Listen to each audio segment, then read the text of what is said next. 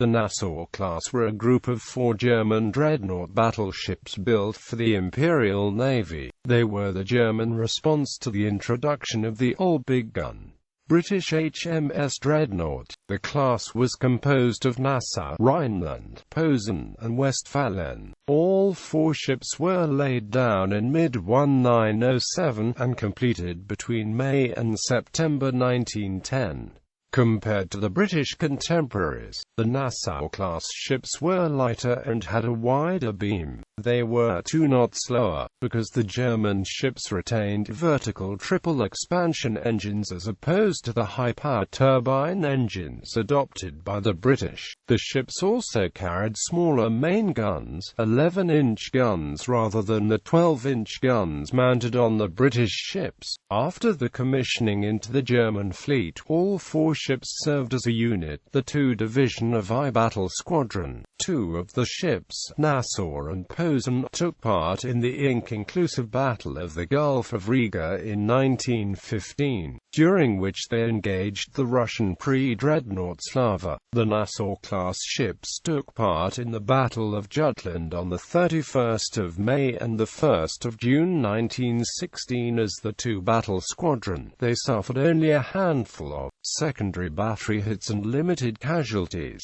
At the end of the First World War, the 4 ships were seized as war prizes by the victorious Allied powers and sold for scrapping. Design development in 1906. The launch of the all-big gun HMS Dreadnought made all other battleships then in existence obsolete. The first naval amendment to the 1900 German naval law was passed in 1906. Prior to the launch of Dreadnought, Admiral Alfred von Tirpitz had originally requested 6 new battleships and 6 armored cruisers, along with a number of miscellaneous smaller craft. The launch of the revolutionary Dreadnought meant that any future battleships that could compete with her would be significantly more expensive than the older pre-Dreadnought battleships. Opposition to budget increases in the Reichstag forced Tirpitz to reduce his request to 6 armored cruisers, one of which was to have been placed in reserve, and 48 torpedo boats, dropping his request for new battleships completely. The reduced proposal was voted through on the 19th of May 1906. A week after the amendment was passed, funds for 2 18,000-ton battleships and a 15,000-ton armored cruiser were allocated to the Navy. Funds were also provided to widen the Kaiser Wilhelm Canal and enlarge dock facilities to accommodate the larger ships. A debate ensued in the Reichsmarinamt over the construction of the new ships. Tirpitz favored following the Royal Navy by building dreadnought battleships and battle cruisers as well. Tirpitz saw it as an opportunity to break Britain's commitment to the 2-power standard. Tirpitz also intended to use the funds that had been allocated for armored cruisers to build battle cruisers instead, although they were still to be classified as armored cruisers. Nassau and Westfalen were the first dreadnoughts ordered under the 1906-07 program. The armored cruiser Blucher was ordered along with them. The second naval amendment to the 1900 naval law was passed on the 27th of March 1908. This amendment included a budget of 1 billion marks, and provisions that reduced the lifespan of battleships from 25 years to 20. This had the effect of necessitating the replacement of the coastal defense ships of the Siegfried and Oldenburg classes, as well as the pre-dreadnoughts of the Brandenburg class. The Saxon-class ironclads also needed replacement, as they were already obsolete, even under the 25-year standard. The 4 Saxons were to be replaced by the Nassau class. The second pair of ships in the Nassau class, Posen and Rhineland, were ordered under the 1907-08 building program. General characteristics. The ships were 146.1 meters long, 26.9 meters wide, and had a draft of 8.9 meters. The ships had a length-to-width ratio of 5.45, which was somewhat stubby compared to contemporary designs. To some extent, the greater-than-normal width was due to the four wing turrets, which necessitated a wider hull. They displaced 18,873 tons with a standard load, and 20,535 t fully laden. The ships had 19 watertight compartments, with the exception of Nassau, which only had 16. All four ships had a double bottom for 88% of the keel. The ships carried a number of boats, including a picket boat, 3 admirals' barges, 2 launches, 2 cutters, and 2 dinghies. As designed, the ships did not handle particularly well, even in calm seas, and the motion was quite stiff. The ships experienced severe rolling due to the weight of the wing turrets. The heavy wing turrets caused the ships to have a large metacentric height, which should have made them very stable gun platforms, but the roll period proved to coincide with that of the average North Sea swell. Bilge keels were later added, which helped to improve the rolling problem. Despite the tendency to roll, the Nassau-class ships were maneuverable and had a small turning radius. They suffered minor speed loss in heavy seas, but up to 70% at hard rudder. The roll keels that had been fitted to improve handling caused a portion of the speed loss at hard rudder. Propulsion. The Imperial German Navy was slow to adopt the advanced Parsons turbine engines used in the British Dreadnought, primarily due to the resistance of both Admiral von Tirpitz and the Navy's construction department. In 1905, the latter stated that the use of turbines in heavy warships does not recommend itself. The Nassau-class therefore retained obsolete vertical triple expansion engines rated at 18,615 IHP. Each of the 3 shafts drove a 3-bladed screw that was 5 meters in diameter. Designed top speed was 19.5 knots. On trials, the ships attained 20 to 20.2 knots on 25,885-27,732 IHP. By comparison, Dreadnought's steam turbines provided a rated speed of 21 knots. Steam was provided by 12 Schultz Thornycroft boilers, each of which had 2 fireboxes, for a total of 24. The machinery was divided into 3 engine and 6 boiler rooms. The wing turrets and the magazines further divided the machinery into 3 separated groups, thereby increasing survivability. The ships carried 2,700 tons of coal, and were later modified to carry an additional 160 tons of oil that was to be sprayed on the coal, to increase its burn rate. Electrical power was provided by turbo generators, producing 1,280 kilowatts at 225 V. Armament. The vertical triple expansion engines consumed large amounts of internal space that could otherwise have been used for magazines. Without sufficient magazine capacity to support superfiring centerline turrets, designers were compelled to distribute 6 main turrets in an unusual hexagonal configuration.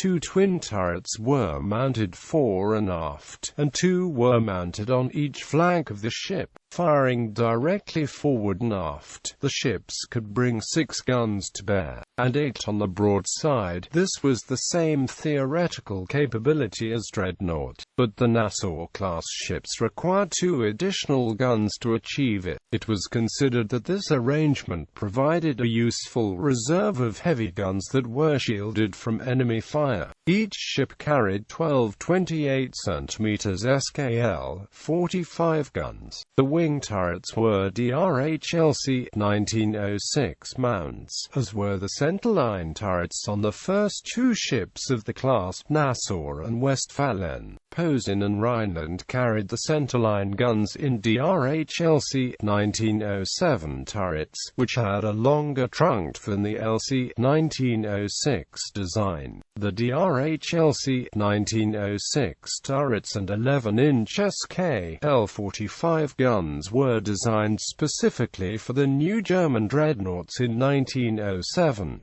Both mountings allowed for elevation up to 20 degrees, but the LC 1907 mounts could depress an additional 2 degrees down to -8. The main battery propellant magazines were placed above shell rooms, with the exception of the centerline turrets of Nassau and Westfalen. These guns fired 666 pounds shells, with a 57 pounds for propellant charge in silk bags and a 174 pounds main charge in a brass case. The guns fired the shells at a muzzle velocity of 2,805 feet per second, and had a maximum range of 22,400 yards. At a range of 13,100 yards, the 11-inch shells would penetrate up to 7.9 in of belt armor. The ship's secondary armament consisted of 12 15 cm SKL-45 guns, which were mounted in casemates. The guns fired 99.9 pounds shells at a muzzle velocity of 2,740 feet per second. The guns could be elevated to 19 degrees, which provided a maximum range of 16,350 yards. The ships also carried 16 8.8 cm SKL-45 guns, also in casemates. These guns fired a 22-pound projectile at 2,133 feet per second and could be trained up to 25 degrees for a maximum range of 10,500 yards. After 1915, two 8.8 cm guns were removed and replaced by two 8.8 cm flak guns, and between 1916 and 1917, the remaining 12 8.8 cm casemated guns were removed. These anti-aircraft guns fired a slightly lighter 21.2 pounds shell at 2,510 feet per second. They could be elevated to 45 degrees and could hit targets 12,900 yards away. The Nassau-class ships were also armed with 6 45 cm submerged torpedo tubes. One tube was mounted in the bow, another in the stern, and two on each broadside, on either ends of the torpedo bulkhead. Armor. The Nassau-class ships were equipped with crop-cemented steel armor. The ships had an armored belt that was 30 cm thick at its strongest, where it protected the ship's vitals in the center, and as thin as 8 cm in less critical areas, such as the bow and stern. Behind the main belt was a torpedo bulkhead 3 cm thick. There was some difficulty mounting the torpedo bulkhead, due to the 4 wing turrets and the barbets. The ship's decks were armored, between 5.5 to 8 cm thick. The forward conning tower had a roof that was 8 cm thick, and sides 40 cm thick. The aft conning tower was less well protected, with a 5 cm thick roof and 20 cm sides. The main battery turrets had roofs that were 9 cm thick, and 28 cm sides. The casemated secondary battery had 16 cm worth of armor protection, and 8 cm thick gun shields. The ships were also fitted with anti-torpedo nets, but these were removed after 1916. Construction. 4 ships of the class were ordered, under the provisional names Ersatz Bayern, Ersatz Sachsen, Ersatz Württemberg, and Ersatz Baden, as replacements for the 4 old Saxon-class ironclads. ironclads. The first ship of the class, Nassau, was laid down on the 22nd of July 1907 at the Kaiserliche Werft in Wilhelmshaven, launched on the 7th of March 1908, and commissioned into the fleet on the 1st of October 1909. Westfalen was laid down less than a month later, on the 12th of August 1907 at the Agweser shipyard in Bremen. The ship was launched on the 1st of July 1908 and commissioned on the 16th of November 1909. Rhineland, the third ship of the class, was actually the first to be laid down, on the 1st of June 1907 in the Agvulkan shipyard in Stettin. Construction of Rhineland proceeded slower than Nassau and Westfalen, and so the ship was launched later, on the 26th of September 1908. Rhineland joined the fleet on the 30th of April 1910. Posen, the last ship of the class, was laid down at the Germania Werft shipyard in Kiel on the 11th of June 1907. The ship was not launched until the 12th of December 1908, and did not join her sisters until the 31st of May 1910. Ship's service history. The Nassau-class ships operated as a unit in the High Seas Fleet, the II Division of the I Battle Squadron. The ships of the class participated in a number of fleet operations in the North Sea, including the action on the 31st of May 1916 that resulted in the Battle of Jutland. The ships also saw limited service in the Baltic Sea, including the abortive Battle of the Gulf of Riga in August 1915. Battle of the Gulf of Riga in August 1915. The German fleet attempted to clear the Gulf of Riga, in order to facilitate the capture of Riga by the German army. To do so, the German planners intended to drive off or destroy the Russian naval forces in the Gulf, which included the pre-dreadnought Slava and a number of gunboats and destroyers, and lay a series of minefields in the northern entrance to the Gulf. The fleet that assembled to assault the Gulf included the 4 Nassau-class ships, the 4 Helgoland-class battleships, and the battlecruisers von der Tann, Moltke, and Seydlitz.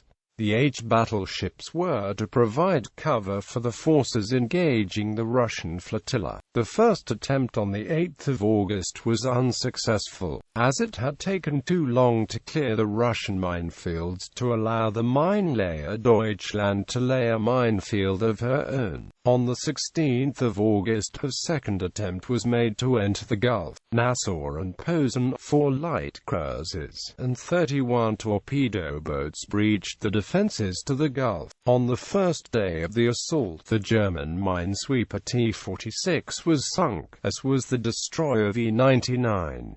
On the 17th of August, Nassau and Posen engaged in an artillery duel with Slava, resulting in 3 hits on the Russian ship that prompted her withdrawal. After 3 days, the Russian minefields had been cleared, and the flotilla entered the Gulf on the 19th of August. But reports of Allied submarines in the area prompted a German withdrawal from the Gulf the following day. Battle of Jutland. The ships took part in the inconclusive Battle of Jutland on the 31st of May to the 1st of June 1916.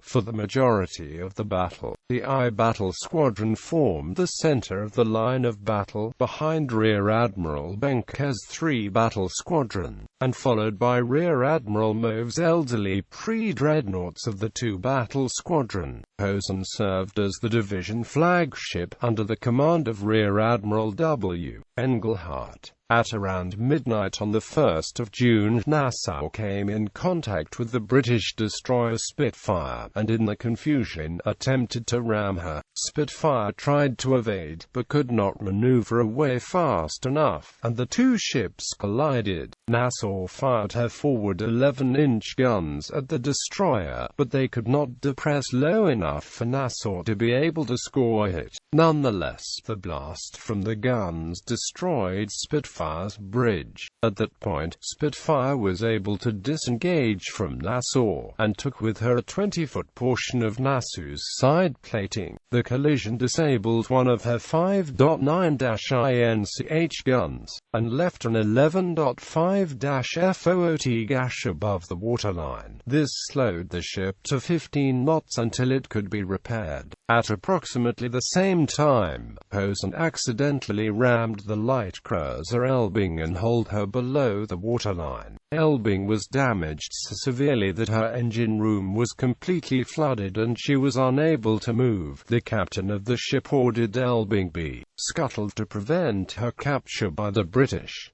Shortly after 1 o'clock, Nassau and Thüringen encountered the British armoured cruiser Black Prince.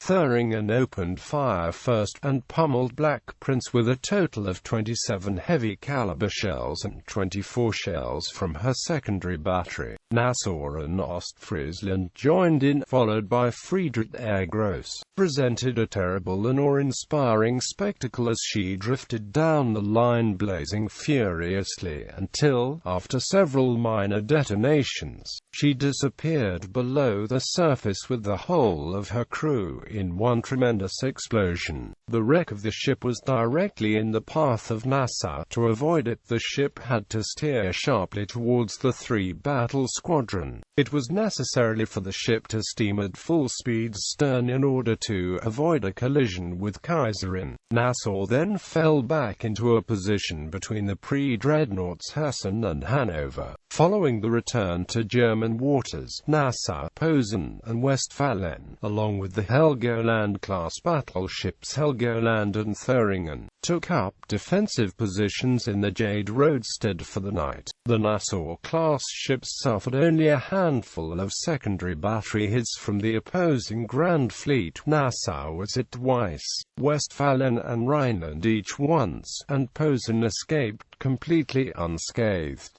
Not a single ship of the 4 was struck by a heavy-caliber shell. Later operations less than 3 months after Jutland, Westfalen was torpedoed by the British submarine HMS 23 on 19 August 1916, but suffered minimal damage and was soon repaired. In 1918, Westfalen and Rhineland were detached from the High Seas Fleet and ordered into the Baltic Sea. Finland was revolting against Russian rule, and the 2 ships were to aid the Finns in the Civil War. On the 11th of April at approximately 7:30, Rhineland ran aground off the Åland Islands. Approximately 6,000 tons of guns, belt armor, and coal were removed in order to lighten her enough to be refloated, which was not accomplished until the 9th of July. Rhineland was never repaired, and instead saw the remainder of her service as a barracks ship in Kiel. Following the end of the First World War in 1918, 11 battleships of the König, Kaiser, and Bayern classes and all 5 battle cruisers,